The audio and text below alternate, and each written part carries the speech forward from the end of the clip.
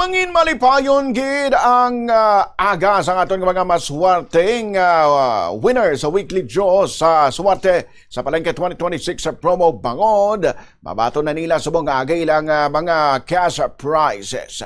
Ang pila sa ilang mga bato na mo una ang tatlo ka consolation prize winners ng kada isa mayara sang 1,000 pesos nga batunon. Cheryl Bico, 35 anyos, ang Zone 3, Barrio Obrero, Iloilo City, nagamit sa preferred purchase ng R-Flora Tech coupon.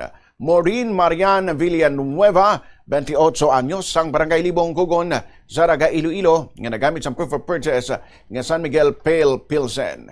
Iban pagid nga mga winners, si Susan Jurek, 60 anyos, sang San Vicente, Poroca 4, Leganes, Iloilo, gingamit nga proof of purchase ang Oro Can sticker.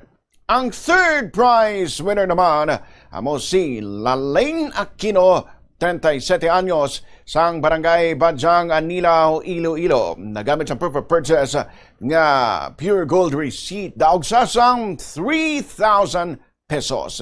Second prize winner naman amo si Sandra Saloma, 42 anyos, sang General Yudes, Iloilo City. Nagamit sa proof of purchase nga gardenia daog sa sang 4,000 pesos.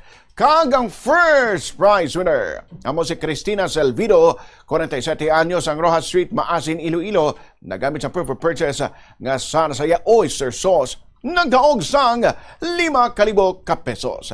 Sa aton nga mga weekly draw winners, palihog magkanto diri sa istasyon sang Bombo Radio Iloilo sa ikapito nga panalgan sa Sky City Tower, Mapa Street, Iloilo City proper, alas 8 subong nga aga. Sa liwat, alas 8 subong nga aga, diri ka na sa studio sang Bombo Radio Iloilo. Sa liwat ka, Bombo, ikalimang nga semana pa lamang ini sang aton nga Palengke Draw, kag weekly draw sang swerte sa Palengke 2026 promo. Kabilugan nga 9 million pesos ang total prices nationwide ang ipanagtag sa bilog nga duration sang pinakadako nga promo sang Bombo Radio Philippines. Gani ka, Bombo, magpasakop na.